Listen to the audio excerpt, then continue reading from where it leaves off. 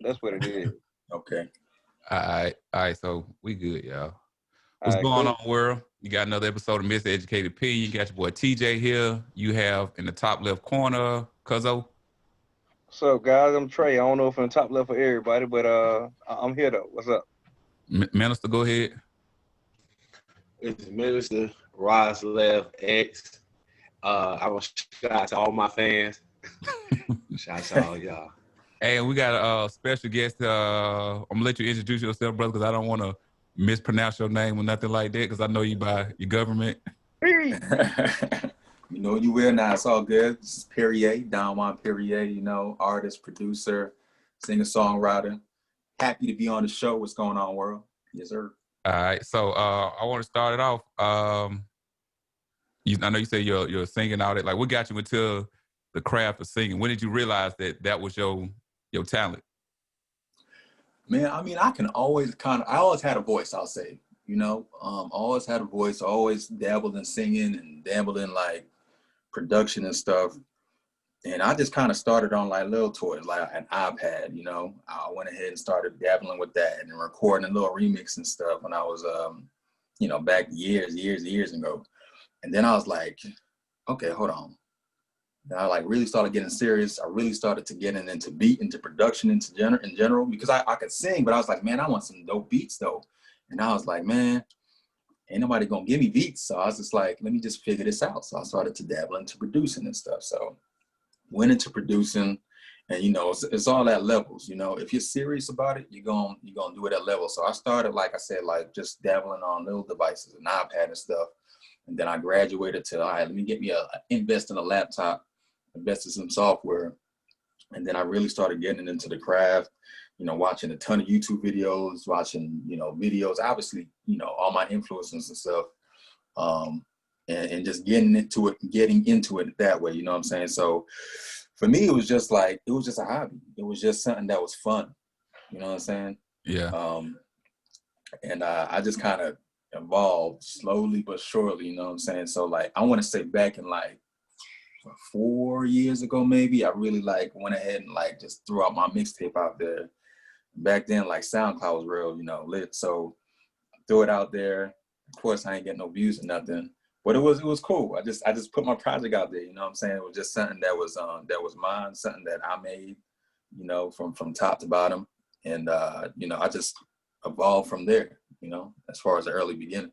Okay. Speaking on influences, who are your influences? Because I don't heard your music, boy. So Russell, I got a kind of idea, but I mean, maybe I'm just wrong. I want to hear your idea, TJ. Wait. I need you to go first, bro. You want to go first? All right. I don't want to be totally off.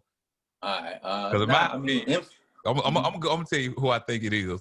Okay, because, cool. I don't want what I say to influence what you gonna say, but right. All good. I got my idea too. I got one too. I'm gonna let y'all finish first. Me, you know what I'm saying? Like, I want to say H-Town, R. Kelly. Who else? Listen, you're not paying attention. Look at your man's face and hair, nigga. That's Anthony Hamilton, man. No, you talking about the vision. Oh, the visual. I'm talking about like once you hear his music, bro. Like he's. What I'm saying, he probably got the feel of Anthony Hamilton. That you know. No, Charlene. I really ain't listening to Anthony Hamilton like that. No, I mean, I'm trying to so I'm trying to think of every sexually explicit artist. Luke. Oh, okay. I was noticing all them up. I was gonna ask what kind of R&B you do, but I'm guessing your audio, bro. And break it off Metro. It sounded like you were stuttering. No, I mean, as far as my influences, I mean, I definitely saw R. Kelly back in the day. I think everybody did, but definitely Pharrell, Neptunes. They were huge because I consider myself that's more production size of you, right? That's production. Yeah, okay. Exactly. All right, I'm just talking about the lyrics. Yeah, lyric-wise, I mean, definitely Usher. All around influence. Yeah, definitely Usher. Hugely Usher. Even Trey Songz, Trigger. You know, listened to him back in the day. I listened to a lot of New Edition, even. Definitely a lot of 112. A lot of even Drew Hill. Huge parts of my whole musical background, I would say. So that's definitely what you hear in this new record that I got. Yeah, I say that when I speak on from the album. Yeah, okay, yeah, Yeah. all right. But I have two. Go ahead. How many albums do you have though? I mean, this is like my first album, we'll say, but I had 2 EPs that I released. Like I dropped like back in 2017. I dropped both of them in 2017. Actually, the first real one was really dropped in 2016, but I kind of remade it, remixed it, remastered, and put it out there for consumption. But then I did the follow up pretty much 3 months later, with We Is Good. So like you hear a lot of the raunchiness and the raunchy and the flirtiness and the whole vibe of that Rendezvous album. Downplaying it, but go ahead though. Right. I think that's hey, you play that with your bride, you guaranteed to fuck. Right. Hey, look, you ain't missing no signals with his album. Like I don't want to sit down and cook with you. I don't want to have a picnic. I'm trying to fuck. Hey, Perry, hey, how old are you, man? Oh, I'm 33. Okay, cool. Yeah, cool. 33. So I mean, I wouldn't even say that's where I'm at in my life. It was just what I was kind of experimenting with. You know, I would say in the last year and a half that it took to make it. Right. You know, my other projects, they were definitely a lot about heartbreak, a lot about you know, turmoils in a relationship. Like We Was Good was literally just that. It was like we was good, but we ain't good no more. Yeah, I ain't hear that album before. I ain't hear that EP. Definitely check it out. That definitely has. They gotta send us the album, man. He heard your shit. We ain't heard nothing, man. I don't even know. I apologize. Yeah, he a trooper. He heard that, John. He said he playing on Tidal and everything, playing for his folks and stuff. So I was with that. Yeah, know? I support the brother, man. I appreciate it. Go ahead. Man. So what's your process when it comes to songwriting? Oh, for the songwriting. Process when it comes to songwriting. Down. Yo, yeah, bugging, yo. Nah, I think for the songwriting, like I said, that producing me is real strong. So I always start off with a beat. So I'll make a beat, I make a melody, do the drums, do everything, and then I'll just go off the vibe of the beat, and then I'll create the actual track. Rarely would I actually write a song and then make a beat. I usually do beat, then I make the song. But I do actually write music first and then go into the beat. But the whole songwriting process is just kind of whatever I feel. So when I started making Rendezvous, I just had a vibe of like just having fun, you know, and just fucking. So for me, it was just like, all right, that's my direction. So any production I'm gonna make is gonna revolve around that. But in Rendezvous, it isn't only about, you know, relations. That's why that's the name of his album. I didn't tell the people the name of your album. Thank you, PJ, for you know. Yeah, I'm working on this interview stuff, man. Just bear with me. It's all good. I'm filling in the blanks, you know what I'm saying? So it's all good. So but what I did was just they had that whole vibe as far as, you know, relations and flirtiness and sexual relations and everything there. But that's not all what it's about. You know, I got songs like Without You on that joint that's really heartfelt. That's really, that one I actually sit down and wrote top to bottom without any beats, without anything. I just wanted to write something that was meaningful. So I did that joint. I did Up Next, which is not, again, it's kind of more like an uplifting, like a female anthem track, kind of, you know, it's me uplifting the woman, the females. I got Taken, which is a fucking song. Don't be giving these females hope, bro. Hey, bro. You was on point when you saying TJ was talking about smashing. Hey, you talking about giving them hope. Hey, what's going on, man? Hey, bro. Hey, listen. You know, I made music for the females too, so I can't just talk about when I want to do to them. You know what I'm saying? But hey, look, like you're talking about sex. The females, they with it too, bro. So that's for everybody. That's all around. Yeah. Let me ask you a question though. What do you enjoy most out of the whole process of making the album? Like, what is your passion? What I enjoy most about making it is just, I think it's really putting the song together. Like really, it don't even matter if I'm collecting. I did collaborate with a few folks, a few different producers and a few different artists actually on that project. But I think I think the biggest thing is when it's like in its early stage, like, you know, when I make the beat and I lay down the dry or the like bare bone vocals, just having something that is like, okay, I feel like this is special. Like just hearing like the beginnings of something, I So think it's the best part. would you say it's the production side of it? Like, is that what you enjoy most? I don't know. Man. I don't know, man. You know. Yeah, I know. I was a rapper for 2 weeks, bro. For 2 weeks.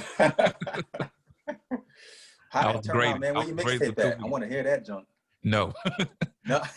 I had it on a cassette tape, bro. I had like 3 songs on cassette tape. This is back when we used to record stuff like the instrumental part or whatever. And I was just I had my little radio right. I'm rapping to the radio. It was great, bro. It's the greatest album ever created. Man, so I want to hear that. I don't hear what you say. I don't even know where it's at. This is terrible. I ain't gonna lie to you, man. I ain't gonna give you no. It's probably on SoundCloud somewhere. No, it was way before all that. Any of this internet stuff was even popping or whatever. Like, when you had the Apple computer at school, it was doing that. Oh yeah, that CD player. Yep. No, but not a CD player. On a tape. Come on, the floppy disk. On the floppy disk. The floppy disk era. That's when I was a rapper. Man. But Man. Speaking on it, so are you in the process of working on another album, or you're letting this right here just breathe? This album here breathe. Nah, I don't think we can do that nowadays. You know what I'm saying? I thought about it. I was like, well, you know, I got solid 10 tracks. It's out there. It's cool, but it's like, nah, you can't even stop. And that's just really the microwave society I think we live in. You know, everybody just consumes. Even with y'all, you know, content like. You can't just do a video for a week or two and think, I'm good. They're going to be cool off of that. Now they're going to watch that, they're going to hear that, and they're going to be like, where's the next one, basically? So for me, that's all I'm doing. Like, I literally pretty much have all of my production done on my new project. Like, it's just a matter of if I want to drop it this year or if I'm going to drop it just early next year. Just give it a little more time. Okay, like you say, like, so everything is consumption and gotta keep going. Do you think that take away from the artistic side of it? Like, does that give it like your personality, or you just trying to push? You get what I'm saying? Like, back in the day, yeah. You'll have an artist come out and maybe like 2 years later they'll drop an album or whatever, but they might do some features on other people's stuff. But now you have artists coming out like 2-3 times, like what's my guy name? I can't think of but it's one rapper, man. Like every other month he on I think that's like NBA Youngboy. He on that shit. Heavy. He just dropped like his 3rd album. I don't listen to him like that because them niggas a little weirdos for me. But but yeah, you got people like him that they just drop. But you know, his fans and stuff consume it so heavily. It's like he ain't doing nothing but winning. So I can't hate on that, and it works for him. But like someone like for me, you know, I'm not heavily known and stuff. I'm just starting to get a little tiny bit of buzz, you know, with this project, you know, just off the music alone, which is good. It's successful for me. But for me, I'm just like, I got to keep it going. You know, I got to keep, because if people like what they've heard and stuff, that means that they'll go ahead and either go back to my catalog and listen to that too, or they'll still be waiting on the new stuff. So for me, I don't feel like I'm obligated. I don't think I have any pressure to do it, but I feel like creatively, I do have stuff I want to say. And, you know, if it comes out naturally and organically, then it's like, cool, let me put it out. See how they respond. Okay, so hold on. Go ahead, man. I'm sorry. Can y'all hear me when I talk? Because you might have to call me in. You want me? All right, bro. Yeah, I'm gonna do that, bro, because like you horrible. Yeah. So just mute your mic, bro, and I'm just call you in, bro, because you're disgusting, man. You're disgusting me. Yo, I hope you did. Hey, just stop talking, bro. I'm gonna call you, bro. Please stop talking. Please stop talking, bro. Please stop. I got you, bro. I'm gonna call you, man. Yo. Don't ever talk again, bro. I'm gonna stop playing my homie right there, yo. I'm calling you, bro. Mute your mic, though. All right. This guy, no, he sounds horrible. Like, it's ridiculous. I've never heard nothing so bad in my life. Yo, can you hear me now? Yeah, we can hear you now, bro. Thank you, bro. That's way better. This is the second time I never had to call you in, bro. I don't know what you need to do. Go stand at your neighbor house or something, bro. Stand outside, come on, bro. McDonald's.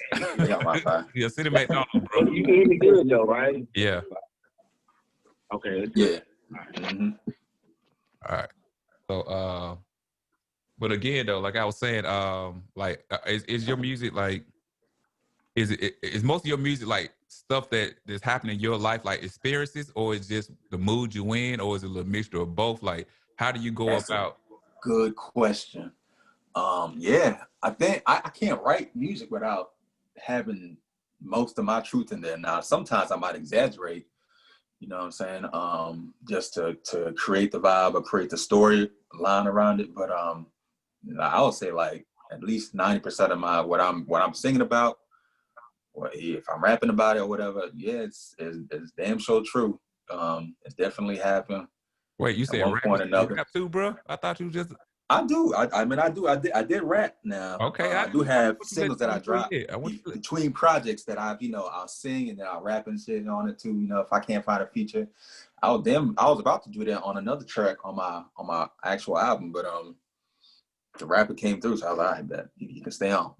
Okay, okay. So, now I know you said you collab with other producers and stuff on this album. So, my Mhm. question is like, how do you go about, you know what I'm saying, linking up with these other producers? Like, how is that the foundation? How does that start?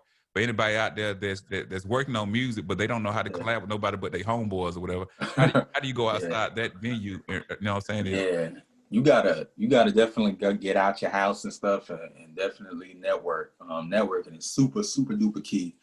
And I think, well, to answer your question, let me not veer off too quick, but to answer your question, yes, pre-pandemic, pre-COVID and shit, I definitely go to studios very often, go to different little events, whether it's showcases as a producer, showcases as an artist, different little events there was like a studio that I went to very regularly actually out in Atlanta. It's called Bass Parlor, but he actually had to shut it down due to the whole pandemic actually, which I was kind of like, damn, bro, like, for real. But he had to shut his studio down. There was another studio that I went to out in Atlanta. There was a few different studios actually I went to in Yeah, I Atlanta, know but you told me these stories, and I want you to tell the people like how they go about making these relationships. Like I know you're saying network, but how do they go about networking? You get what I'm saying? Because some yeah, people might not know how to do it. They think networking is like, hey, I went to school with this dude. No, it goes deeper than your uh, circle. Like how do they go out and reach these avenues? You get what I'm trying to say? Is yeah, my yeah. question making any sense? Uh, you definitely okay. So the biggest thing, if you're not sure of how to network, you're not sure where to go, look online. Just start on a Google search real quick. I use like the Meetup app. If y'all ever heard of that, Meetup. I haven't. Meetup is an app that has different events that are around your city. For me, I look for a lot of musical type I events thought it was a where dating app. Ain't them dating app? dating apps. I don't think you're gonna find much on a dating app. Unless you're trying to smash, then you're gonna find a whole bunch of shit on a dating app. But if you're trying to network, actually, I'll take that back. Let me tell y'all real quick. Oh boy, I remember here we go. a while ago when I was on a dating app, I was chatting with a chick, and she actually happened to do music too. We were just, we were going out, whatever. And she actually did music too. She said that she did songwriting and stuff. And I told her what I did, and she was like, "Oh, that's cool. We need to link up in XYZ." I ain't shit ever happened, but it's possible. That 2% is out there. But not for real. On a networking tip, definitely use apps. Definitely Google search, because you can find events in your area that will let you know what's going on. So I think the biggest thing is finding events. Got to find an event where you guys have a collective idea of, all right, we're here to either it's a producing event or it's a singer-songwriter event. You can go out there. Now, the one that I went to, I found it online. I found it on Meetup, and they were doing a artist showcase. So it's like, if you have music, you have previous music, you have whatever, come with it and showcase it. And that was like an easy network event to do, because when you go to a spot where everybody's collectively trying to do the same thing, it's kind of like easy to talk about, oh, okay. Oh, what do you do? Do you sing a song right? Do you produce? Okay, you produce, you beat make? Okay, cool. So find an event. You can just literally look at it online. Now, let's say now we're living in a society now where you can't really go to events. We don't got a lot of events right now. So now you got to get creative. There are sites that are online that allow you to network and build relationships. One good one I'll say for all y'all that are artists, aspiring producers, one good one is submithub.com. Submithub.com is literally All just women submithub.com. Submit. Submit. submit. It's another Hey, let topic. me ask you a question, man. Let me ask you a question. What was the percentage of getting women influence you to sing? I mean, I know you singing, so I know you thinking about getting them ladies. Yeah, I mean, I definitely did. Now, I think I'll say this: my performance aspect of my whole routine and stuff, I don't think it's fine tuned yet. I do want to get to a point where I'm performing more. And Wait, I are was you doing kind of Chris Brown? Are you on stage doing the Chris Brown stuff? You know what I'm saying? Doing backflips and all that, bro? Nah, we ain't gonna do Nah, all that. bro, you got Ricky. I don't know, Yeah, bro. I just know he's saying and stuff. Grinding and stuff. I don't know if he got dang on, you know what I'm saying, pulling females on stage. Grinding on stage. You know what I'm saying? But there was another studio I went to out in Atlanta where I did a lot of performing. I did a lot of routines and stuff, and with actually different sets of some dudes that I actually practiced with. And that's what I was kind of fine tuning. Definitely like the end of last year. Well, from the summer of last year to the end of last year, I was doing a lot of routines and stage presence type stuff. So, you know, for me, I wanted to get more into that into this year, but obviously shit popped off, so that didn't really take off.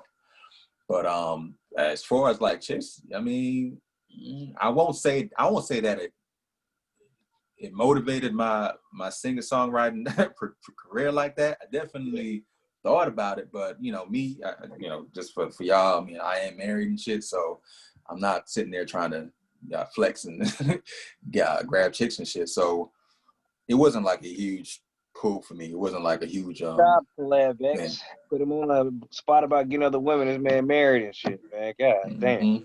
I know. Yeah, right. You know, that's the first question he asked me.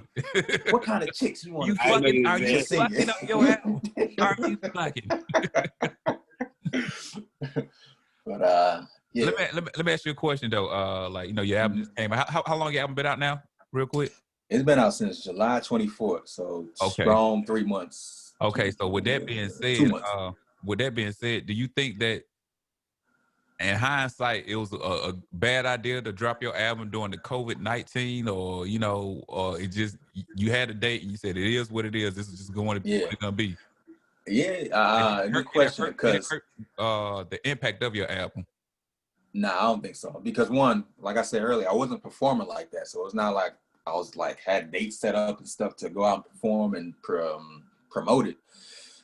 You know, it's just gonna drop online, you know, just like everything else. So for me, I had ideas around it. I had ideas and visuals and stuff, and I wanted to do like music videos around a lot of my tracks, but so that hindered it a bit. But as far as dropping it, I don't think so.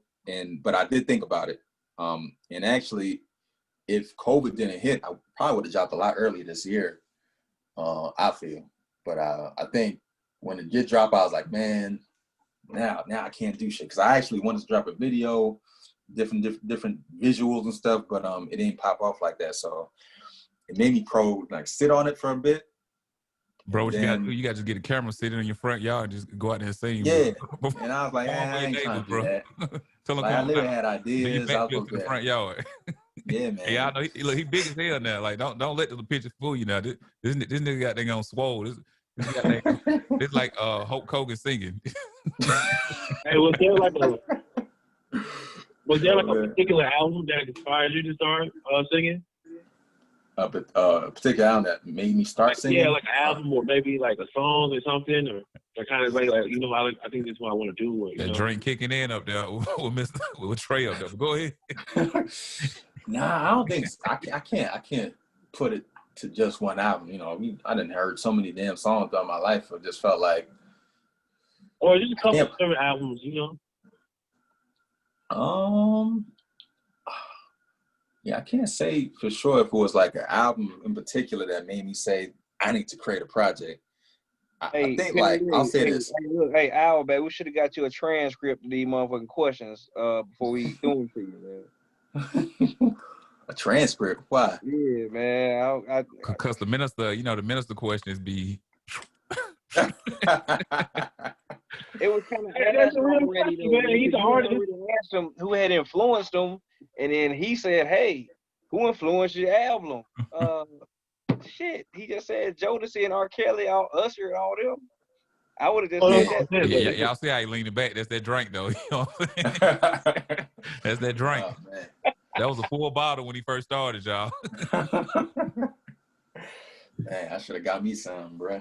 Oh yeah, that's always the memo with me. Like I don't drink often, but on Sundays, you know, I tiptoe. But hey, what's up? What's up with the Breonna situation though, man? How y'all feeling about that? Y'all go ahead. You know, I'm always the one to come with the crazy stuff. So I'm you the guest. Done one. So you know what I'm saying. What's your opinion on the Breonna situation? Yeah. I mean, it's just it goes along with everything else we done heard all throughout this year. I mean, the Breonna Taylor situation is just, I don't know, man. I'm almost like mentally just saddened and like just through with it, because it's like not even that, but how blatant is it that these cops committed murder on Breonna? I mean, how blatant is it? You hear knocking on the door at 1, 2 a.m. in the morning. Now, mind you, why? Okay, if they had like a what do they call it? A no knock warrant, right? Right. With the whatever you call that joint that knocks the door open. Now, why are there only 3 officers that were there that at that time of the morning to do this no knock warrant? It's because it catch you off guard. It's to catch you off guard. That's why. But go ahead. No, I'm just saying, like, okay, why is it just 3 of y'all? Why is there no backup? Why ain't there cop cars out there? You know, there's just so many things wrong with what was done there in that situation in general. And then when we fast forward to just the other day now all of a sudden, you know, cop one, it was the only charge one cop. And it wasn't even for her death. It was for it's for missing her. Right, exactly. For missing if you her. miss, we're gonna charge you. So, you know, and then I was actually reading earlier an article where they were talking about the ballistics. The boyfriend supposedly had a 9, but the ballistics did not match what he had. So it's like, what are we doing here? What more do we need now? Well, we don't need anything else because it's already a done case at this point. But it's just like, it's over. Can we win at anything at this point? Like, is anything blatant and apparent to any of these officials and the people that are supposed to protect and whatnot for us? Like, we're just doomed almost. It's sad. And it's like, you know, when I see people out in the streets and they're protesting and stuff, and it's just like, it's going to come to a point where people are already fed up and they're going to become more fed up. And I'm not talking about violence and shit, but you kind of are going to come to a point where you kind of we're going to be like, listen, you guys ain't going to do it, so let me go ahead and do it for y'all. Like the brother, do it on y'all. Like that brother in Texas did a couple years back. Exactly. Yeah. Okay. Over Dallas, right. All right. Minister, what you got to say about it? Now let your cousins go speak. Okay, Trey. Then we'll come to the minister. You know. All right, cool. I'll go ahead and go since Caleb don't seem to have his thoughts together. Nah, real talk though. Your head about last week, this whole episode, bro. Well, go ahead. So I'm gonna preface what I'm gonna say with, I don't think it's right at all. The situation that the courts made about the Breonna Taylor case, right? However, if me as a cop, I already know you're going. That's one I'm at. Go ahead. I already know. Go ahead. I know you. All right, let's take it from the beginning. You know, if I got the warrant paperwork, I take it to get signed. So Breonna Taylor wasn't the target. I think we can all agree on that, right? Correct. Right, cool. Correct. So when they kick in the door saying, whether they said police or didn't say police, if somebody started to shoot at me, I'm going to return fire. Okay. I don't have a target in mind, but I'm shooting back. That's where I'm at. So So That's where I'm at. I hate that she lost her life, and she shouldn't have lost her life. The police made a Correct. huge mistake. Facts. So I guess then the question becomes, so what happens to that cop? What should happen to that cop in that situation? Because he didn't go in there with the mindset of, I'm about to kill Breonna Taylor or anybody in here, whatever the situation might be. I think they was ready for whatever. Don't get me wrong, because they had their pistols drawn and cocked and loaded. But it would have been different if there would have been no shots fired from, I don't know his name, Breonna Taylor's boyfriend. Right? I mean, I guess that's something we'll never know, how that would have ended up. Maybe it would have been the same thing, but we would have a whole different argument. But because we do know that, and from him, he says that they kicked in, I started shooting. That's he said that, right? So it's tough. It's not as like, I mean, people was talking about the Charles Barkley statement or whatever, but he's actually he was on the right track. I don't think he had But no time. I think because it comes from Charles Barkley, he said some more stuff that always be left field. I think that's what upset people. But okay. Then Shaq agreed and shit. Yeah. All right. So, Minister, please chime in, my brother. Minister, go ahead, chime in now, bro. Pray for your speech, bro. Pray for us right here. Man, listen, I really do what Trey says, man. You know, I think it's an unfortunate situation. But I just, you know, I just don't like it constantly being put out there so much and so seen so much. You know what I'm saying? Because I was talking to a dude at the gym today. You know how you do when you see another brother. You know, do that whole whatever. You know, so he was like, "Man, be safe out there." You know, I knew what he was talking about, but at the same time, I was just like, "Man, see that? I don't like that mindset of us thinking like we scared to be out here because a cop gonna shoot us." You know what I'm saying? I don't like how they always putting that out there. You know, I think it does something psychological. And it creates something in our mindsets of us to be scared and them to be always in defense of something. And it's just like, what are y'all so scared of? I don't understand. Y'all, I mean, I don't even really believe they're scared. I really didn't think they use that excuse to just like, fuck it, we could do it. And we know nothing's going to happen to us, you know, especially like when it comes to the police, you know. I think something should happen to them. Because at the end of the day, that's a person, that's an individual that shows occupation. You know what I'm saying? Like that ban should not. I mean, yes, it's going to hold weight, but it's to the point where it's like some kind of secret society. You know what I'm saying? Like they'll do some stuff like that and just go like, they'll come up with stuff on, you know, how to deflect it or how to make it what it's not. So I just think there's a lot of crazy stuff that's going on, man. And I just like these people that the Blue Lives Matter, man. I just feel like it's the whole. Kind of like a kind of KKK. I would say that's a joke to me. That's a joke to me. Blue Lives Matter. That's a joke. Huh? I said that's a joke to me. Blue Lives Matter. That's a joke. Yeah, I'm saying like what the you're not Blue Lives Matter. Like what is that? You know, but you got the nerve to say. I mean, I agree with Black Lives Matter because I mean Black Lives Matter, but I don't need to put a sign out there that says that. You know what I'm saying? But the way they do that, Blue Lives Matter is just like. Blue Lives Matter as Trump supporters pretty much they tell you who they are. You know what I'm saying? Because they have to constantly put it out there like that. So, but I definitely agree with Trey on that Breonna Taylor stuff. I mean, that Breonna Taylor situation, man. I really do. I just think right now, black people, we're kind of emotional. So anytime we see it on TV, it's like, oh, we just snap. We don't even know. You know what I'm saying? You know, and you got to think about it. It had 3 more killers after that happened. They still happen because one situation with Mike Brown, they let them off. You know what I'm saying? So this one's like, you know what the outcome gonna be, man. So hey, let me tell you something. When you know how people like accidentally run somebody over and they get killed, what is that? That's manslaughter, right? Involuntary. Like, involuntary. Yeah, involuntary, man. If anything, I think it's involuntary vehicular homicide. You know what I'm saying? Because when you hit them, you know what I'm saying? Like manslaughter, I think that's like more of a physical action, and hitting them with a vehicle, like that's vehicular homicide. All right. So my point is, and now murder, that might have been too high of a charge. Honestly, I mean, now manslaughter, meaning, hey, I did this by accident, that would make more sense to me. But to say nothing at all, that's too little. And to say murder, first-degree murder, I think that's saying too much. I think manslaughter would have been fair, in my personal opinion.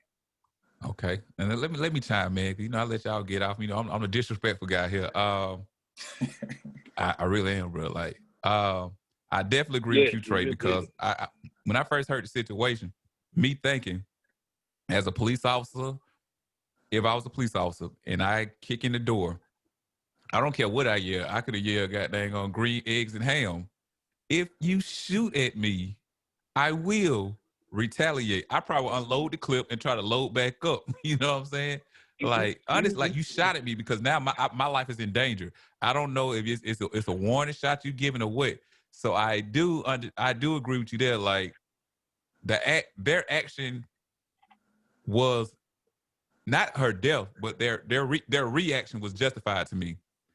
But I already knew what the outcome was gonna be. As soon as I heard that he shot at her, anybody that's upset about the results of the ruling from the grand jury is you were fooling yourselves for the simple fact, like he shot at them. What is a police officer supposed to do when you get shot at? You know, hey, wait, stop shooting at me or whatever. Like, so I get that. I feel like it's sad that she lost her life. I feel like it is an injustice that she lost her life. It should be some form of consequence because she wasn't hit 1, 2, 3. She was hit what 6 times? Like, yeah, you know. So they it was like overkill or whatever. And to say he didn't get hit, where were y'all shooting at? You know what I'm saying? Like, if the shot came from the left, why are you shooting to the right? I don't get that. And then, like I said, the officer has been charged with basically shooting at the neighbor's house or whatever. I mean, at the neighbor's wall or whatever. I think he's been charged. They had to do something to try to make people feel like we're gonna give y'all something. I think they totally misread it though. But they charged him, in my opinion, for missing. Like, you the only one to miss, bro. So you just start shooting. I don't know if he's the officer that got hit or what though. But you know, one of them got shot in the leg. So I'm definitely gonna shoot back if you shoot me. But I feel like that was just something that they thought, okay, maybe this will make the people settle down. But you know, even before they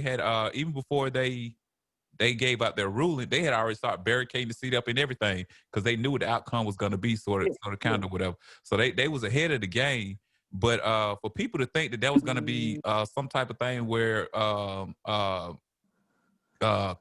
prosecution to these guys, I like, you're fooling yourselves. You know what I'm saying? And everybody's mad at the attorney general or district DA, whatever his position is, or everybody's mad at him. Oh, he black, but he ain't for us. The man is freaking Republican, first of all.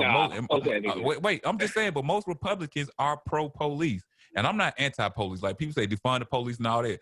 I'm not that guy, bro. I think we need police or whatever. I mean, I think police should go through an extra form of schooling. I don't think you should be able to graduate from high school and then before to sum up, you're a police officer or whatever. I think it should be a form of psychological schooling you should go through or whatever, like how to de-escalate. But with that situation right there with Breonna, I mean, I think the warrant was invalid and all that stuff. That like they can charge the people that proposed the warrant, because I don't think these officers actually proposed the warrant. I think they was the ones carrying out the warrant or whatever. You know what I'm saying?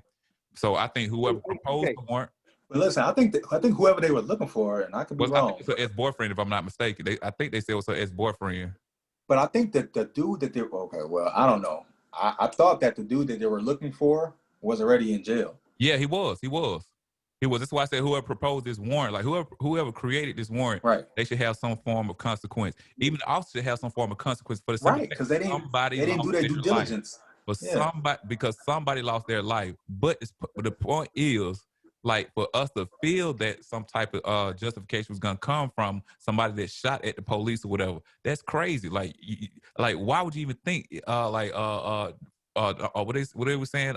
Remember Breonna Taylor, or speak justice for Breonna? Like, it wasn't gonna be no justice. Like, we should have already known this for the simple fact, just common sense says they're gonna use the fact that this man shot at them first. They would, and one of them actually got hit, so they are defending their lives. You know, hey, TJ, you said that you feel like the police should have a psychological training. How long do you think that training should be? I think it's at least 2 years. At least 2 years. At least 2 years. My thing is this: I don't think no training is gonna work, bro. Cause think about it. How old are you when you go into the academy? Probably 18. I say 18. Yeah. At the 20, youngest, 18. At the youngest. you got all them years of how you've been believing. Even if you That's did true. receive psychological training for 2 years, I don't believe that's going to erase how you've been feeling for these past 18 years. I agree with that. I What agree with I that. think should happen, I think you should only be able to police in your neighborhood, wherever And you live. that's part. I agree with that too. But the reason I say this though, because like, okay, like you're gonna have your own views or whatever. But what are the odds of you actually kind of rationalize the situation a little bit more if you had a little more training on how because that's what I'm saying. I'm not saying like it's gonna eradicate it, but if you had a little more training to say, okay, let me sit back. You're gonna believe the way you want to feel because some of the officers ain't never fired their gun. Rarely put their weapon, have very racial views, but that don't mean they implement these things or whatever. So or did they after taking the life, they might have do these actions through other forms of policing or whatever without taking the life. So I'm just saying, like, just for situations like I said with the whole Breonna thing, like there's no way, in my opinion, there is no de-escalation with that. If you shoot at me, I'm a police officer. There is no form of de-escalation. It's Yeah. so I speak from that point, but I'm just saying, like, from these other situations that we hear about, like maybe if they had more training on how to deal with irrational people. And that's another thing. Like, I mean, like, as much as we want to blame the police officers, we also have to take accountability. Because, like, just like we said, oh, they are trained officers, they should know how to de-escalate situations. And it's sad that we have to say that, you know what, we have to learn how to humble ourselves. Because some of these situations, man, let's just be real now. If we're gonna be honest, like, we feel like you can't tell us type shit stuff with the officer, whatever. So some of these situations we are escalating it because we're trying to show we're Billy Badass or whatever. So I'm not justifying these actions of the police officer because I feel like wrong is wrong, and if you take a life, it should be some form of repercussions or whatever. But we know how this justice system is set up. Like you say, all the officers not from our neighborhood. All the officers don't have common sense or I don't want to be the aggressor here, whatever. So it's sad that we have to say this here, but you know, like we say, these conversations we have with our kids, like some of these situations, I don't think their parents had this conversation with them. You know what I'm saying? Like we are like when the police come to us, we are the aggressor. It's most 90% of the chance you're not going to win it right there. You're not going to win it. It doesn't have to mean you're going to lose your life, but 90% of the time you're not going to win that situation there. So that just y'all believe that? Say what, bro? I was gonna say, do y'all believe that?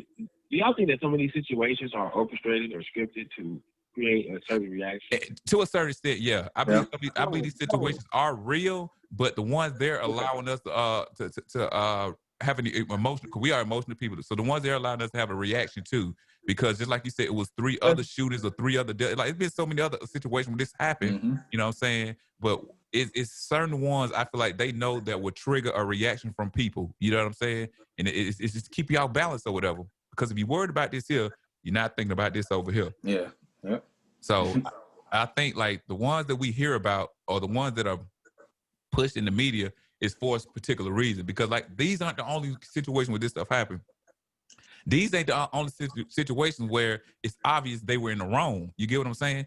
But it's just certain ones I feel like I think with Breonna's situation, because she was an EMT. Let's push on that or whatever. Did y'all know that she had rented a car and somebody I think they found the body in somebody a trunk of her car or something like that or whatever. So like, what? Yeah. Like somebody got shot up in the car or something like that. She had rented. I don't want to get out the wrong information, but like, I ain't gonna say she's in the dope game, but she affiliated. She was affiliated with some people that, you know what I'm saying, that fuck around. We don't know that. Yeah, that's why I'm not gonna say she was, but you know. Mm-hmm. And I've heard that too. I don't want to be that guy that, let me bring up your background, but I just did it. So let me shut the fuck up because I just did it. Let me shut the fuck up. I'm sounding like a reporter. See, the media likes to do that. On that Fox News shit. No, they didn't know that. I didn't hear it on Fox News. No, I said you on that Fox News shit. Oh, yeah, just bring up the bad side of the person. They was a criminal back in third grade. See, yeah, they deserved it.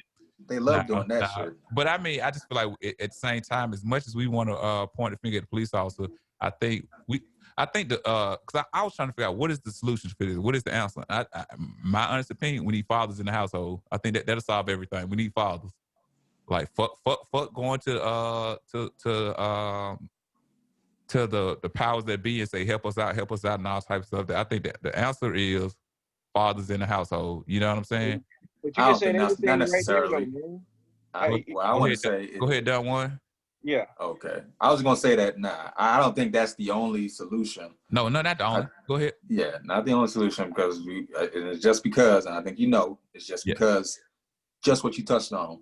A lot of these officers aren't properly trained, and even touching on the fact that they aren't psychologically trained, I think they should have a reevaluation. It shouldn't just be a one and done, even if it's a 3-month thing or a 2-year thing.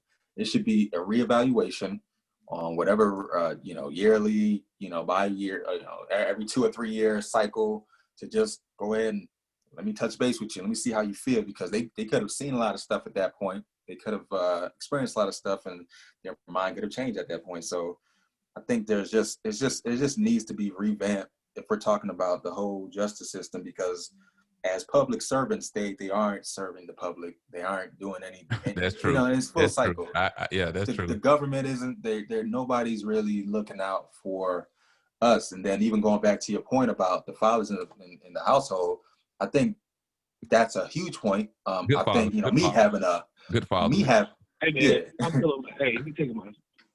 Yeah, I was gonna say that even me having a father in my household, that helped me round me out. You know what I'm saying? But because they're just like hunting us at this point, much more has to be done, and I think we can all agree on that. So, let me ask you a question, brother. You said hunting, like, explain that to me. Explain that to me when you said they're hunting us. Not saying you're wrong, you know what I'm saying, but you might have somebody have a different view or whatever. So I just want you to explain this. What do you mean by hunting? Well, when you have a Mike Brown that was running away from the cops, not causing any kind of a threat to that officer, and then him getting gunned down in his back. Yeah, that great for point. What? Great point, brother. Yeah, you was on that one. Great point. Great point. I'm with Looked you. like a hunt to me. So yeah. It's just and we just have too many of those instances, and it's right. just it's unsettling. But what I want people to understand, though, like, it goes deeper. Like, when we say this stuff here, like, all people think about when you say police brutality, a lot of people think straight towards the fact of them killing us. Now, some of these situations where people are being physically abused, some females are being sexually abused, some people are being locked up on what's the word? Like, basically, false evidence or whatever, you know what I'm saying? I think, and then it goes deeper to me when it goes to the prosecution system or whatever. Like, some of these people are being, basically railroaded in the judicial system or whatever. So that's outside of police brutality. That's when it goes into it. That's a deeper form of systematic racism right there. But I think that, like, it doesn't, police brutality, in my opinion, it doesn't just mean death. Death is just like the worst of it all. You know what I'm saying? But you got a lot of people that are locked up right now on false accusations or whatever. You got a lot of people that are on probation, you know what I'm saying, or paying money, you know what I'm saying? Like, I think we're being targeted in that form of fashion, not just the simple fact of murder. But when we say police brutality, that's the first thing people think about. Like, the first one that became evident to everybody was the Rodney King situation, and he was beaten. You know what I'm saying? So it goes deeper than just murder. So I think we need to we need to think deeper than just saying murder or whatever. You know what I'm saying? Y'all can go ahead. I'm gonna let you chime in, Minister. But I just want people to understand, like, in my opinion, police brutality goes deeper than just murder. Yeah. Minister? Hey man, how's your audio still bad with the phone? Bro, take the headphones off and just go straight through your phone, bro. Take the headphones off. But then I'm gonna have to hold it up. No, we can hear you. Trey using his phone. Don Juan using his phone. I'm using my phone. Oh, you got it on your Yeah. You still can hear me? Honestly, take the headphones off, bro. Just put it on speaker, bro. Put it on speaker, bro. We'll be all right with just speaker. My speaker low. Okay, go ahead, brother. Go ahead. Too lazy to hold his phone up. Go ahead.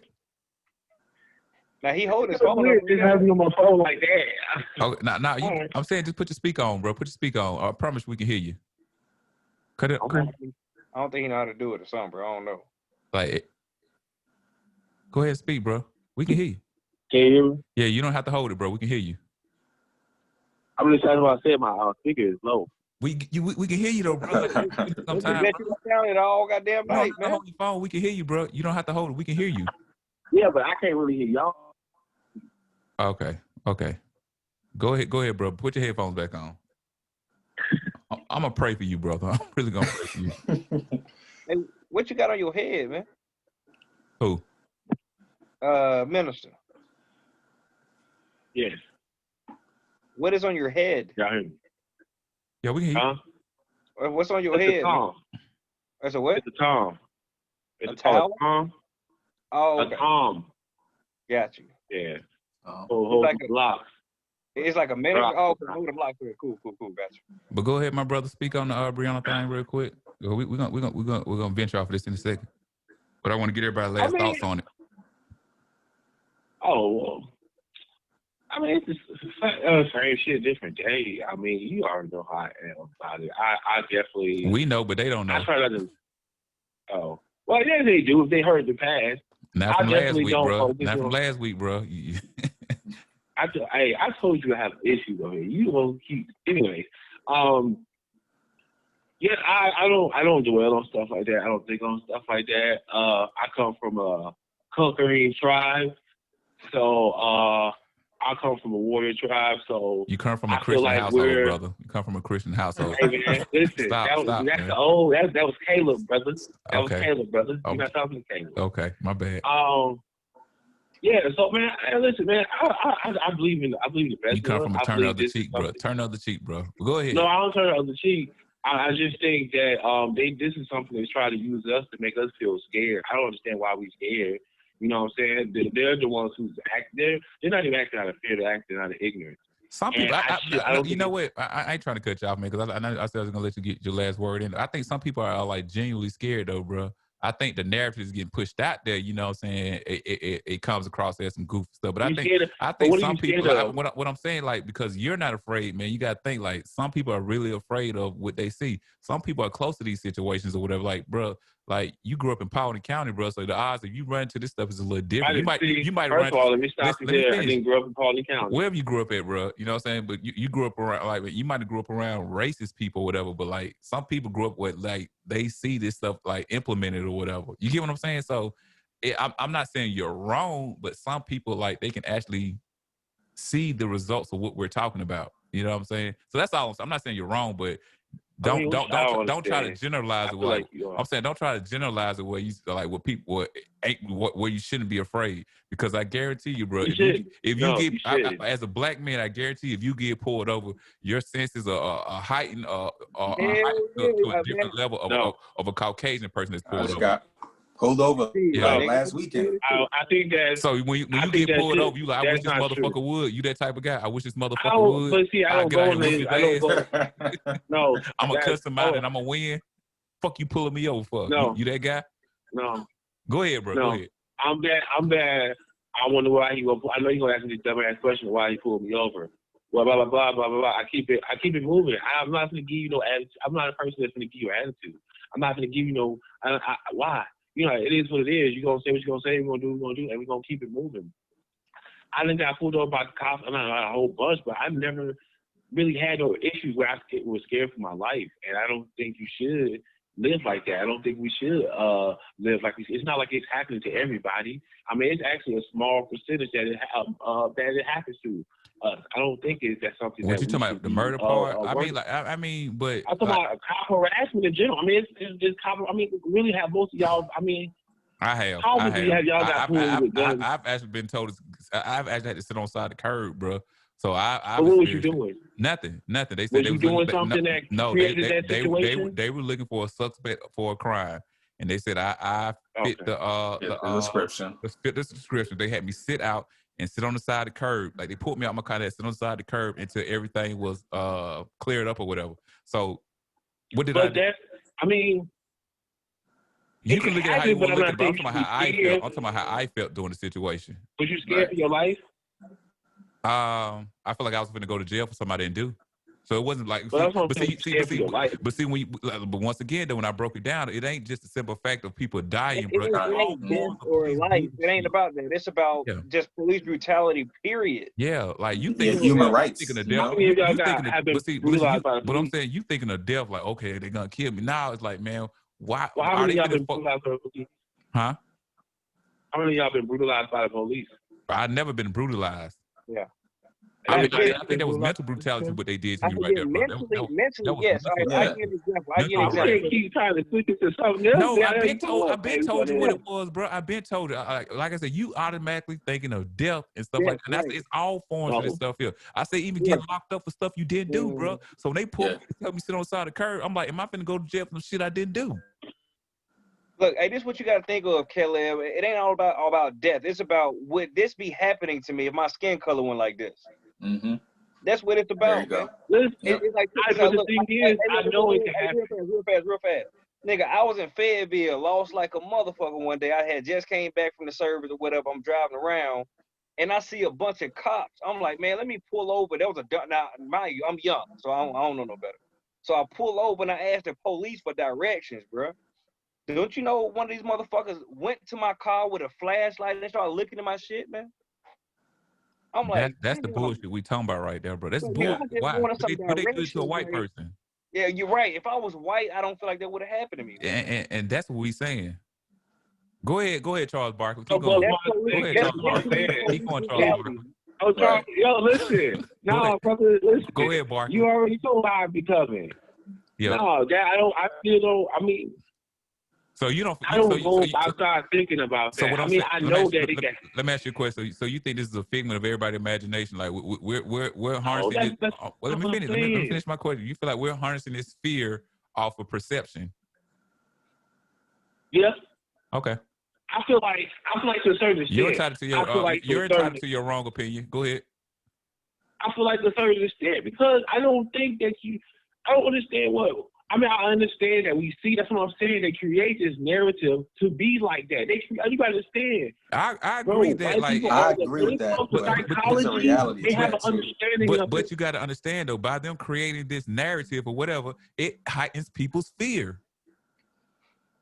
You get what I'm saying? I'm still trying to get you to understand. They're creating this. They're doing this on purpose. That's why you be like, I be on Twitter, bro. It be bombarded with stuff like this, and it's like, yo, man, like I don't understand. Like, I think what you're speaking on is the Black Lives Matter people, whatever. Because like with that bullshit, there, I'm not with the Black Lives Matter, man. They can keep rocking with that. So when y'all wake up in the morning, are y'all in fear of it just because you're black? Y'all go like, no, I'm not that guy. It can't be that general. Go ahead, Don one. Nah, I'm just saying, it just can't be that general. You can't look at it like, well, you know, I'm in fear of my life. Now, listen, I was saying, all my years of my life and stuff, I've never been brutalized by an officer. Even the times that I've been pulled over, I've even been, you know, like, hey, you just drive slower, you know, keep it pushing and stuff. You're my white officer, so I'm not gonna say that I have all these examples of why officers are the fucking worst and XYZ and stuff, but I have my brother that he had the same situation that TJ had, where they pulled him over. Dude, you know, my brother at the time, I don't know, he was traveling, so he was doing his job or whatever at the time, and he's traveling between like Florida and Georgia, and they pulled him over.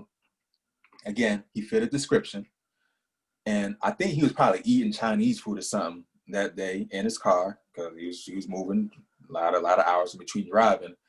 There was a little speckle near his shift. Officer comes inside, they're like, oh, what is that? Is that a little weed? That a little weed there? My brother, he don't smoke at all.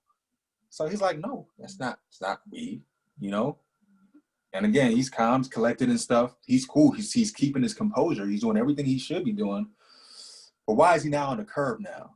Why is he on the curb? Why is he now being investigated? Why are they damn near violating his rights off of nothing? So when we talk about Black people being in fear of their life, it's real. Even though, yes, it's not going to be something that needs to happen every day. It shouldn't be embedded in our minds. But for a lot of people, a lot of Black people, it is, because it's a reality that you can be pulled over, and these fuck officers can violate your human rights and stuff. just because they want to. Facts. And they can turn it into something that, Facts. you know? So Right. you got to look at it like that. And because I get what you're saying, we should not be living in constant fear and stuff. Right. But you got to understand that a lot of these people have all these influences and have all these experiences that embed that into their head because it's just what it's a reality. It has been. It's the reality of history. Exactly. We have a history of this, bro. History, exactly. You know what I'm saying? It ain't like all of a sudden out of nowhere people is coming up with these stories. Hey, TJ, what I was saying about Caleb, you got to take into exception whatever his history might be, whatever his past. Like you say, he grew up in Paulding County. I don't know if that's true or not, but I think that dude got something to do with how you look at life, man. Mm-hmm. Go ahead, Minister. No, my thing is this, like you just said it, right? If you play in a team, right, and you play this team every year, and y'all in the same conference, you play the team every year, you should have an idea of how that team is going to move. You know what I'm saying? You should have an idea of the plays he's going to run, the type of team he's going to be. So you're playing in the game, and it's like you're surprised by the stuff they do. Maybe it's because I'm not surprised. I like history. I pay attention to history. I pay attention to how they move. But I also pay attention to psychology. I also pay attention to how they try to paint certain pictures.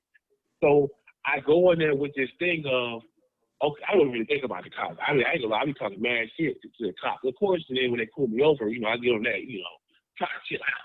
But you know, you're gonna be a t-shirt one day. You're gonna be a t-shirt one day, bro. Justice for the minister. Justice for the minister. You don't know. I'm gonna be selling my shirts because I'm the police is not gonna.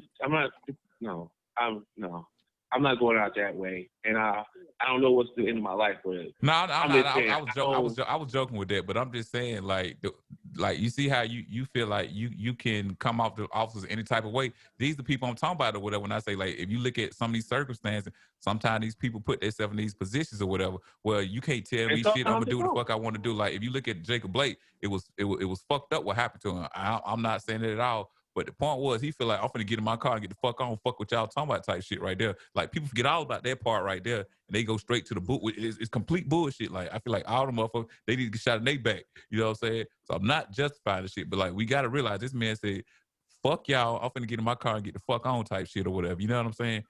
That's the bullshit part right there. And I mean, like, what you're saying is the way how you come at them. Like, look, y'all pulled me over. Fuck your ticket. I'm finna go home and eat a sandwich. Then I come back and holler at you type shit. I mean, like, that's just not reality of how it happens, bro. You just said you just said I talk mad shit to the police officer. First you said, man, I'm gonna get my ticket and go. Then you just turned around and said I talk mad shit to the officer. So make up your mind, bro. Are you docile or aggressive with the officers? Because I remember last time I got pulled over. Listen, last time I got pulled over, I had my hands on the steering wheel. And when I ain't gonna lie, I was nervous because this was on the Obama administration, all this stuff, like when it was at its height again. So I was nervous, not saying for my life, but I was like, man, I don't want no bullshit. And the reason he pulled me over, I knew it was some bullshit or whatever. It's like 2 officers had one car pulled over, and I was driving down the road with nobody else on there. And he seen me. I seen him running, jump in his car and pull up behind me, back off. Pull up behind me, back off. Pull up behind me, back. Then he pulled me over because of my tag light or whatever. You know what I'm saying? So I had both hands in the steering wheel. And when he got down right my ticket, I said, look, bro, did I do everything to make you comfortable? He said, actually, you the nicest person I don't ever pull it over or whatever. I was like, man, I just don't want no problem, bro. I ain't gonna lie to you. I don't want no problem. Y'all call what you want to call, man. Huh? You gotta do what you gotta do to make it home. Yeah, I mean, so, like, I'm not the one to sit up here saying, fuck you pulling me over for, man, you fucking with me type shit or whatever. That right there, I think that's the part people don't even realize, like, you're not going to win the argument with it. I saw this one situation where it was this couple that got pulled over, and the guy had a gun on. He gave the guy officer his paperwork for his gun and stuff like this, whatever. So, you know, his wife automatically started recording or whatever. And in my opinion, I feel like he should slap his wife in the mouth because she was, but why are you pulling us over? Because they asked him to step out the car. And I think the city he was in, that's like the way they do it. If you have like paperwork for a gun, they ask you to step out the car, and then they write you your ticket over. I'm not saying that's exact, but I think the way it was described to me, that's how this city operates or whatever. So the wife, he got to get out the car, blah, blah. Like, she talking crazy shit to the police officer to the point we had to call back. And he kept going back and forth to his car, whatever. You know what I'm saying? Like, I would have slapped her in the mouth, like, shut the fuck up, shawty. Right. Like, let this man write his tag, like, let this man write this fucking ticket. I'm going to get out the car and talk to her. Like, shut the fuck up, bitch. And then when they pull her out the car, why y'all pulling me out the car? Like, shawty, you instigated this whole situation. And when you talk mad shit to the officers, like there's a possibility like, oh, this motherfucker got an attitude. And you got some officers like there, oh, I'm not the one that had no attitude with. You want to fuck with me? I'm gonna fuck with you type shit or whatever. So then where does it go from there, Minister? Okay, that's why I said let me clarify something. I want to make sure. I said I talk mad. You know, I be driving by, just how I am. I be talking mad shit. Okay, but when they pull me over, I'm not going to sit there and say some of the shit that I say. So you was flexing when you said you talk mad shit. Okay, you was flexing. All right, that's cool. I say when I passed them. I say when I passed them. He talk shit behind their back, like when they ain't looking. Yeah, like when he ain't looking, I'm that's not shit. talking shit, here, bro. That's not talking shit. That's like that. That's not talking shit, bro. Well, you're not talking shit. You're not talking shit, bro. That's barbershop talk. What you doing? I wish the motherfucker would try me. Man, last night I beat everybody ass. It was 15. I beat everybody ass. Yeah, that's what it is, right there. My thing is, I see what I don't want y'all to think that I don't think like I just don't like that. I feel like I just see it differently. You know what I'm saying? I see how they're trying to but listen, brother, a certain image. That's all I'm saying. And I agree with you, brother. I agree with you. They are painting a certain image to make you afraid. But I'm saying that the image has been created, so the fear is there. But the fear is a reality. In certain communities, these fears are a reality. But they are pushing the narrative to make everybody scared. You know what I'm saying? Like, but it is a reality, though. You know what I'm saying? Just because it's a narrative, just because they're pushing it, doesn't mean it's a false narrative or whatever. These things do happen. Like you can have two truths, bro. To make you scared, or are they pushing it to make you aware? I think it's to make you afraid. I agree. I think it's to distract you sometimes too. That too. But being fearful of something to distract you for some other shit. So I think we all right here, whatever. I think just minister just says it in a whole different type of way. And then when we broke the minister down, you know what I'm saying? I just talk shit when I ain't looking. Listen, hold on, let me say this. I just want I go home and be like, man, now you know in the Boys in the Hood scene or whatever, when he came, he started swinging or whatever. Yeah, that's it. That's the minister right there. I just don't want us to think so much of the negativity that's going on. I don't want us to that's what my thing is. I feel like they try to make it seem like, I mean, being African American is a little different. You know what I'm saying? Than most. It's a lot different. You know, a lot different. It's only reason because of the racism and all that stuff, the aspect. Other than that, I mean, we the same. I mean, we able to a lot. Us right now here, we're able to do a lot of things. You'll pull yourself up by the bootstrap type of guy. Okay. Oh, okay, but look, let me chime in here, and we can go to the next subject. What I'm finna say though, I mean, I think like a motherfucker, dog. Yeah, I don't know. You did it earlier too, bro. But anyway, I I think that like when these things are at its highest rate, like highest sensitivity point or highest publicized or when it's just been pushed to you, is during election times. I think all this plays a role into it or whatever. You know what I'm saying? So. Yeah. I think that it's systematically done to heighten you towards a certain party or whatever. And my opinion, I think the Democrats push this narrative a lot around election time or whatever. Oh, they're not for you. We're for you. Reform the police, blah, blah, this, that, and the third or whatever. So with that being said, we already know one of the biggest election points this year is Donald Trump, Joe Biden. Now, I had to clarify something. I don't know if you heard it, Trey. When I asked about voting, I do agree with voting locally because I think those are things that you will see in your day-to-day experiences. But I know you told me you're a Republican that votes Democrat. Could you explain it to us or whatever? I got what you were saying when you said, but like for the people that understand what you mean, you're Republican to vote Democrat. Because it's almost like voting against not voting against your best interests or whatever. So make it make sense to us, brother. I mean, I can't make it make sense to you. I can tell you what I think if it makes sense. That's what I mean. All right, brother, man. I think they got to drink it, man. Like, nigga, fuck how you feel about it. Nah, all right. So I mean, I'm a Republican. I feel like I'm a Republican that vote Democrat, right? Meaning I believe in a lot of the same beliefs. I think I have more in common with Republicans than I do with Democrats. I Uh, agree. whether it be financially, whether it be the abortion stance, just different things like that. Now, notice I didn't say everything. I'm not just everything Republican. Yay! It's like no, but you give me the set of beliefs that Republicans have and the set of beliefs that Democrats have. I personally more so align more so with the Republican side, but I know so many people and close to so many people that I know can relate more so to the Democrat side. So I will vote Democrat. Okay. I think I got what you were saying with it. I think like structurally, the way we're brought up, we have a lot of Republican views, religious wise, you know what I'm saying, Right. culturally wise or whatever.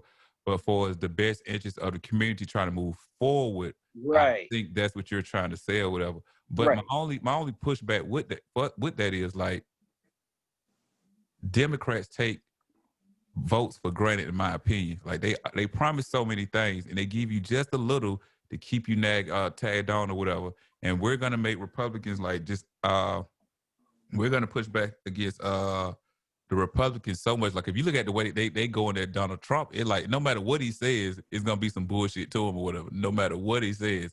So I think that like that's a strong point there. You know what I'm saying? So Yeah.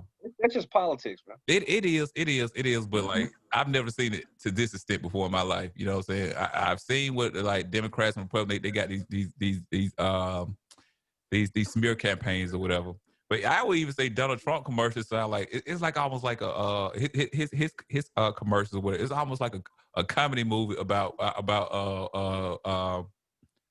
running for office or whatever. Like his commercial, I'm like, bruh, but maybe it's reaching a certain type of people. In my opinion, I'm like, bruh, like, what the fuck are you talking about? You know what Yeah. I'm saying? But Yeah, clown, man.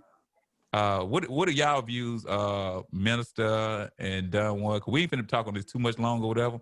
But I just want to get y'all opinion on like how y'all feel about this election that's coming up. Are y'all voting? Which party are you for? Why are you for that party? And why are you against the other party? You know what I'm saying? Just chime in. Go ahead, Minister. That we're gonna let the Dunn speak next. Well, I don't want to say I'm not voting, man, because I'm so tired of hearing people about this. I'm probably not gonna. I mean, locally, I'm probably not gonna go. I'm really gonna cap. I don't really want to see Trump. I don't want to see Biden. You know, I agree with trying that. to be under no white man's political ideas. I ain't gonna lie, Trump talking about that reparation. So, and he did give your boy some money. So if I do vote, he's gonna probably get it. And it's other stuff too, not just because of that. The Dunn like, yo. I think that's all a trick. But Hey, I'll let you finish. Because the thing is, I mean, Democrats ain't doing shit. Democrats ain't doing nothing. They ain't trying to do nothing. I agree with Trey. I think African Americans, we have a lot of conservative views. Only thing about conservatives, where they fuck up is they try to downplay the whole racism aspect and act like, oh, that's the whole, like you just did, like you just did, like, but wait, like you just did a little while ago. Okay, No, go ahead. Like you just that's did though. not Go ahead. That's what I did. So you do have a lot. I You do have a lot in common with the conservatives or whatever. But go ahead, bro. Go ahead, finish what you're saying. Because I do have more than. I'm with you though. I agree with you. The Democrats never gave a fuck about African Americans. They never did. I'm not gonna say that totally, but I feel you. That's probably far. That's probably It had why did it take so long to sign the Civil Rights Act? That shit should have been signed immediately when it was proposed. I mean, after King got killed it was actually done right before he died. Like he was there when they signed it, so you kind of off with that. But go ahead. I thought it happened after he died. Mm-mm. He was allowed to see he was allowed to see the civil rights. I think what was his name, Lyndon B. Johnson. Yeah, Lyndon B. Johnson signed in effect. Yeah. So he was allowed to see it. But go ahead though. What I'm saying, but the thing is, that's something that should have happened. Like there is under the Democrats, we never really the people. You know what I'm saying? And I don't think the Republicans have good ideas. It's just they don't really want to include us in it, but they just want our votes. And that's the thing. They really don't want. They don't really need our votes, but it helps So I think I think why the black vote is so important, or why they say it's so important, because let me explain why. Because you have a certain fraction of white America that think this way, and a certain fraction of white America that think this way here. So who's gonna be the tilting point? That's why I think they try to say the black vote is so important, because the black vote would tilt it. You know what I'm saying? Because like black people didn't put Obama in office. Let's be clear. We didn't put him in office. They helped a lot. It helped, but we didn't put him in office. But I think we was that tilting point. You know what I'm saying? Because like if black people voted, because if you look at this, like they say with Trump, a lot of black men went away from the Democratic Party or whatever. Not all black men, but a lot of black men went. Some didn't vote at all. So like that was the tilting point. I think that's why they cater to the black American vote right there. Because we can be the tilting point. We're not going to be the ultimate factor, or what? Yeah, because the blacks voted, that's why I got in office. No, yeah, like a landslide and stuff. Yeah. So, but go ahead, brother. I mean, I'm with you. But I do agree with you that we do have a lot of conservative standpoint, foundationally or whatever. But it's like I hate the fact that like, because they say, all right, people die for your right to vote, which means it is an option of mine. But if I choose to vote Republican, I'm a sellout. It doesn't make any sense to me. So I have to vote the way you want me to vote. That's what I don't like about the Democratic Party. You're shunned if you don't vote, and you're shunned if you don't vote Democrat. You're not for black people. You know what I'm saying? So I just that right there automatically, I feel like you give me an ultimatum. So if I do vote, I'm gonna go against you because you're trying to tell me what the fuck to do. Yeah, like that Joe Biden, what do you say? You're not black if you don't vote for me. That's stupid shit. Let's think about black people. We've been conditioned. We like to go along with the flow. You know what I'm saying? It's not, we're a diverse community, but a lot of times we're really not that diverse. A lot of times we always want to pigeonhole and stay our stuff, put ourselves in one box and stuff. I agree like we with don't that. like to expand, and that's why I don't think we have. That's why we're not able to accomplish this, because we don't know how to get in other areas. You know what I'm saying? Like a lot of us. I ain't gonna say all of us now. Some of us got a mind of our own. Of course, I'm not talking about the whole population of blacks. I'm just saying enough of us. Hey, but I will say this here: like when they do push a black conservative to the forefront, it's like they try to shit on everything that got us to a certain position. Like no matter what we want to say, people say the party switched up or whatever. Democrats used to be Republicans, Republicans used to be Democrats or whatever. They try to shit on everything that got us to this point here. The Democrats, this, and the third. So like I think the people that they put to the forefront is what makes it hard to rock with that though. You know what I'm saying? Because like they shit on black people so much or whatever. They're so tied to white people. It's like, yo, I get it. But like you just off balance with what you're saying. Like it's like you forgetting, you know, about us and your growth and whatever part into this conservative party, whatever. I feel like we should vote be like liberal or whatever. You know what I'm saying? But go ahead, Minister, and then I'm gonna we gotta get done here real quick. I hate keep cutting y'all off, man. Finish. Yeah. The thing is, okay, I'm gonna try to wrap it up. So you cut me off again. Actually, Trey did first, but go ahead. Okay. I'm gonna try to say this right there. I do think, like, one thing is it's a numbers game. It's not, and I'm not trying to sit here and say, oh, I'm pro-Republican, pro-Democrat. I'm not trying to do all that. But I'm just saying the Republicans the African American Republicans, do not put themselves out there enough to show that like the Candace Owens, Larry Elders, Thomas, like them, they under that white mindset of that none of that stuff happened, that it's an even playing field. Well, there are conservatives who understand, like, no, it's not really even playing field, but there are these certain values that we have, and it does better for us as more of a family unit, as a more of an organized structure. So I do think that it should be more African American conservatives talking, but the thing is, the Democrats, they pay more. You know what I'm saying? They pay more, and you can align yourself with different groups, and they do kind of acknowledge it, but they don't do nothing about it. You know what I'm saying? It's just like Joe Biden, you want the black vote, bro. We telling you what we want to hear, bro. They want to hear reparations. I mean, they want to hear reparations. He ain't trying to talk about it. He won't even address us as a people.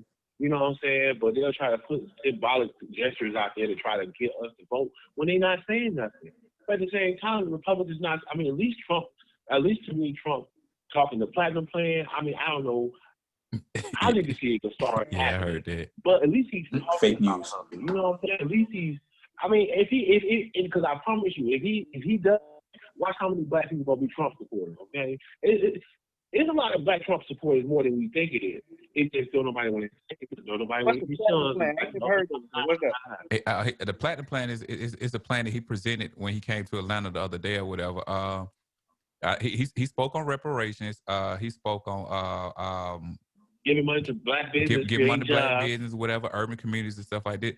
But our in black colleges, but then like when he did it, you know, I listened to some people that kind of broke it down, but they were Democrats, so of course they're gonna say it's all bull crap and whatever. And with Joe, no, and what Joe Biden says is you know what I'm saying, it's the better plan or whatever. But if you listen to Republicans talk, they'll break down how Joe Biden is just talking and if you listen to a Democrat, they're gonna talk about how Trump is all talk. So all of it is all talk or whatever, you know what I'm saying? So it's just like you got to figure out like what do you feel like is the best bullshit being presented to you? Who finessing you the best?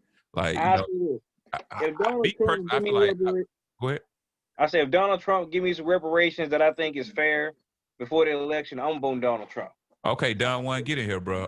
Piriye, he just like, man, y'all shut the fuck up, man. I mean, I ain't gonna say Donald Trump, a whole lot here. All I'm gonna say is that we need like new parties at this point. I agree with that. Get these old folks out of here.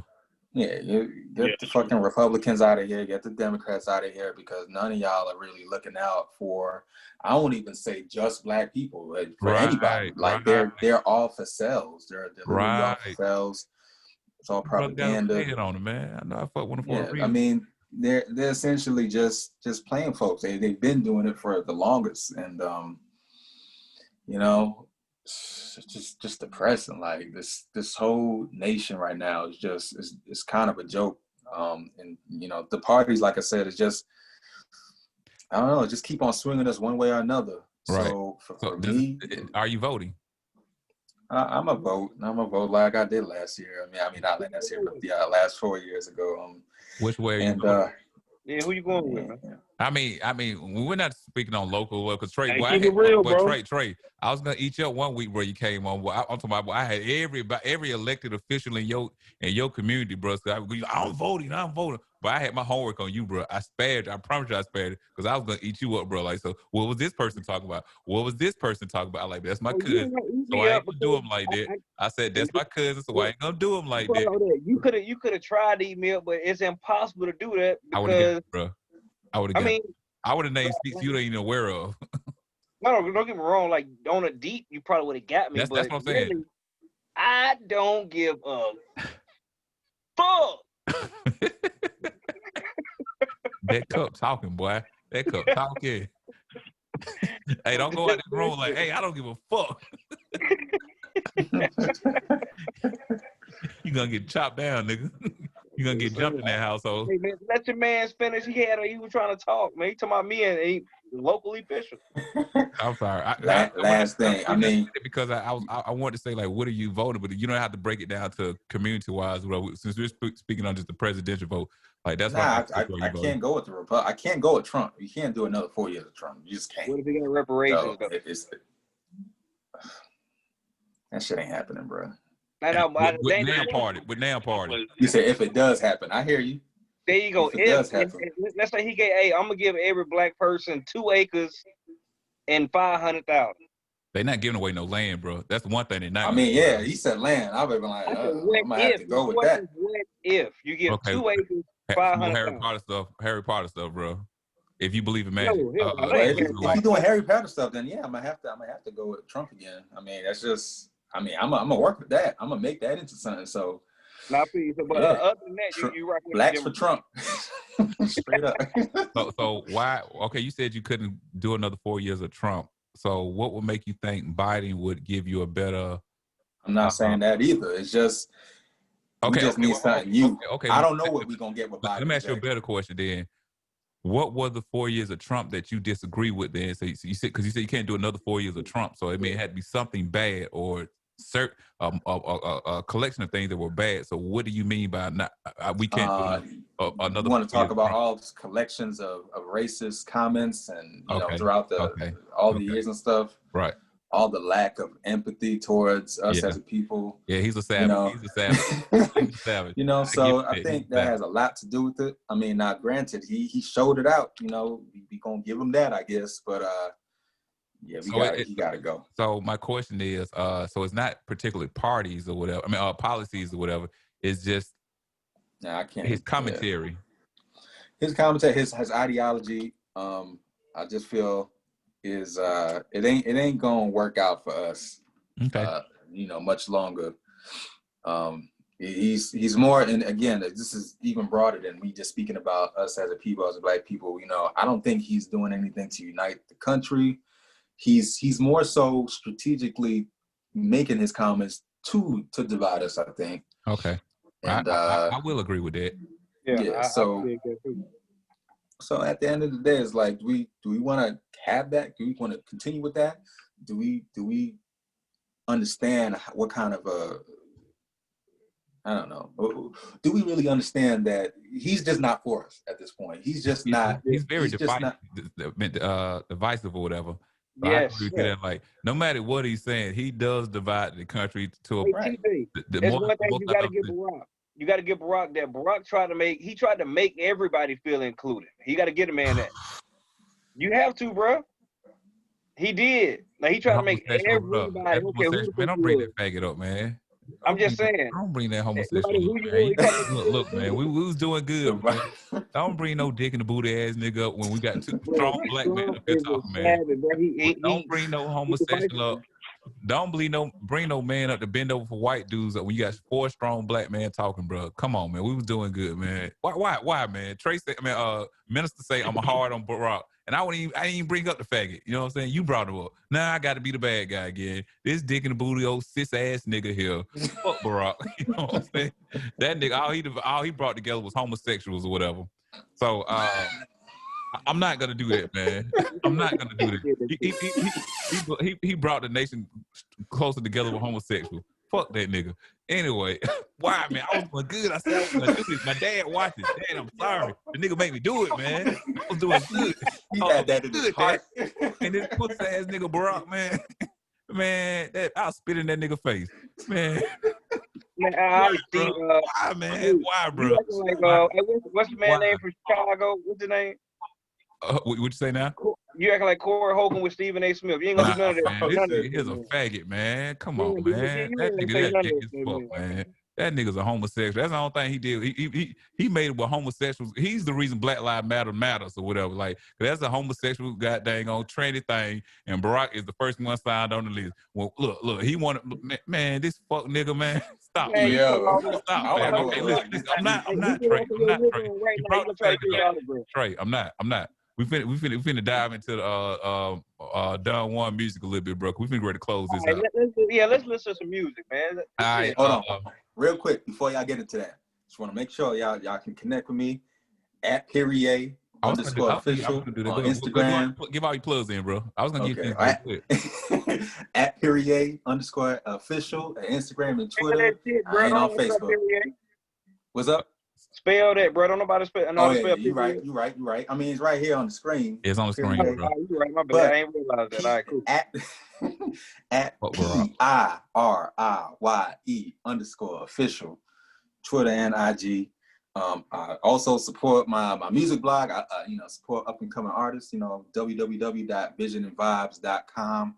No Z, Vision and Vibes with the S at the end.com. Submit your music. Also, I got a YouTube channel as well. I do reaction videos primarily, other people's music. So hit me up on again Piriye _official. You look me up on YouTube. Got a ton of videos out there too. And I appreciate y'all too. Appreciate y'all for having me. This is a dope conversation. I'm gonna be back. Hey, next time you come on, just go see TJ first so we can chop you up real quick. Yeah, you'll be straight, bro. Okay. Real quick, Minister, go ahead and give your shout out so you can log out real quick. Then I'm gonna do my roundabout. So Minister got to go. He's studying, man. To be a true minister. So go ahead, bro. Any plugs you want to give out? What platforms can we reach you on, brother? I'm trying to be a master. Huh?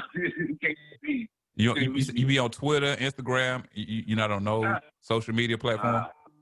We can tell. We can tell, bro. You ain't even on your phone. You ain't on your phone service, nigga. you steal the internet from your neighbors, but that's cool, bro. All right, bro. We'll holler at you, man. Trey, you can go ahead and close out, bro. Trey, anything you want to plug? Like, what can they reach you on? You know, pro bro. Well, like, come on, bro. Where you at, bro? Yeah, man. Instagram Trey_senior SR. Trey_senior. That's it. Okay. And one more time, bro. Don Juan Piriye. What platforms is your music streaming on? It's on all platforms, whatever you can think of. Tidal, Apple Music, Spotify. What is the name of your album one more time? What's the name of your album one more time? Name of the album is Rendezvous. Okay. You don't know how to spell that, you gotta go ahead and Google it. Okay. But it's Rendezvous, Piriye. You're gonna find my whole catalog, Pirrye. Just search that on Google, actually. You'll find me. I'll fuck with you tomorrow while I'm at work, man. On Tidal, man. I'm gonna listen to your joint, man. I appreciate it, man. That's love. All right, so we can all log out or whatever. I'm finna put your music out there, bro. Mean and spicy. Mean and spicy. If you don't like this song, you're not black. All right. What number is this on your album? This is number 3. It's the 3rd track on the project. So I'll just send it real quick, bro. I do. All right, so once again, we appreciate y'all for watching or whatever, your insight and inputs. I tried to be nice this week here, but you know, right at the end, it would be family that bring you down. My dad said after last week, he said, son, I'm just gonna pray for you. I feel like people gonna come for you. I'm gonna have to kill somebody. Daddy, I tried, man. All right, so look, we gonna get up out of this here. I'm gonna go ahead and play your music. Peace. All right, y'all can go ahead and do y'all thing. All right. Appreciate y'all. Thanks. All right.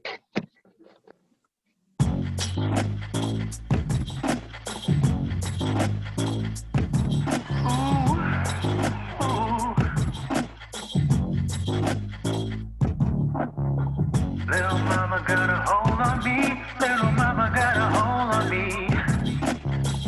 Little mama got a hold on me. Little mama got a hold on me.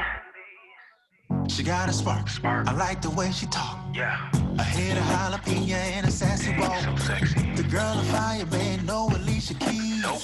She got a grown man begging on his knees. Baby, please. Baby, please. Can you throw it to a G? Baby, show me what you mean. She scrunch her face, only money that she chase. Shoot a shot, she got a hand in my face. Yeah, she mean and she spicy. She don't take no shit, oh no. Yeah, she mean and she spicy. She cuts you out, but her body on glow. Yeah, she mean and she spicy. Okay, I see. Her sexy attitude will turn a nigga on. Yeah, she mean and she spicy. Spicy girl. She got her money and she steady making more. Yeah. I see a women all up in this club. In the club. All I see is little mama in the cup. Looking fine tonight, and I just might walk a player like to show her some love. Yeah, what's up, man? She said, ooh, you like this hair. Oh, I like this. Ooh, just sit right there. Sit right here. She put that ass up in the air. Okay. Ooh, can't touch this hair. Damn. Why you gotta do a nigga like this for, baby? All I'm trying to do is cater to you, ooh, lady. Come on, girl. You treat me so bad. You treat me so bad. But you know one thing? I kinda like it, baby. She's spicy, mean and she's spicy, baby. She don't take no shit, oh no. Yeah, she mean and she's spicy, mean and spicy, baby. She cuts you out, but her body on glow. Yeah, she mean and she's spicy. Her sexy attitude will turn a nigga on. Yeah, she mean and she's spicy. She bought her money and she steady making money. Yeah, she mean and she's spicy. Mean and she's spicy, baby. She don't take no shit, oh no. Yeah, she mean and she's spicy. Mean, spicy, baby. She cuts you out, but her body on glow. Yeah, she mean and she's spicy. Her sexy attitude will turn a nigga on. Yeah, she mean and she spicy, spicy. And she boss money and she steady make smoke, baby. Yeah. Hey, girl, what's up, y'all? Listen, I don't even know how to explain how fine you are to me, you know what I'm saying? I don't even know how to put that into words, really. Listen, I know you like seafood. So I don't mean you. Why don't we just go ahead